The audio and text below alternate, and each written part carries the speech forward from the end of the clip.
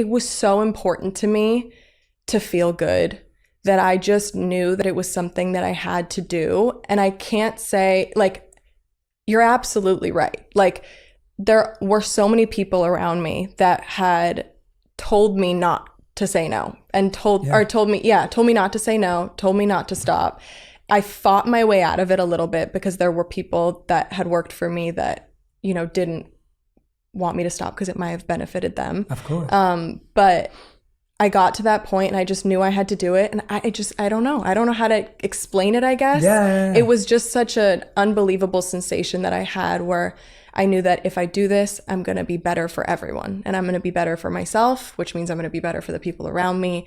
And I have to do this. And so it wasn't really, I want to be able to live with happiness. God forbid any of this ever went away. And I think that that was a big moment for me of being like, I'm going to be okay if I don't get this job tomorrow. And I'm going to be okay if I don't get that job in a month. If I have to take this time to do whatever, things will come. Everything's going to work out the way it's supposed to. And I had to trust that. So. Yeah.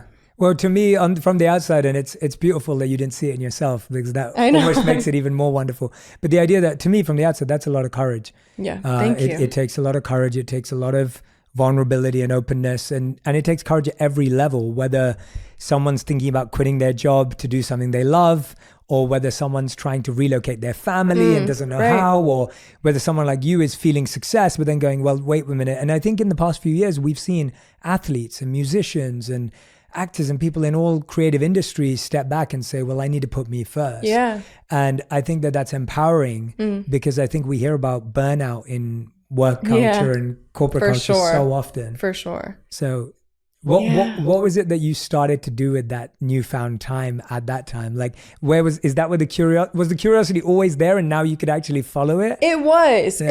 It was always there. And I had a lot of people coming to me telling me about meditation and how it changed their life and therapy and so many different things. And I was a bit overwhelmed because I was like, oh my God, what if this is going to suit me? I think it's a very personal experience. Absolutely. I think everybody has a very different version of all of that stuff.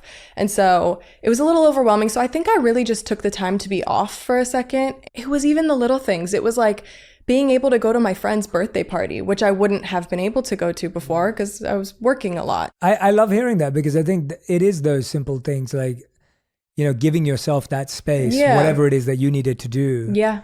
When you needed it. And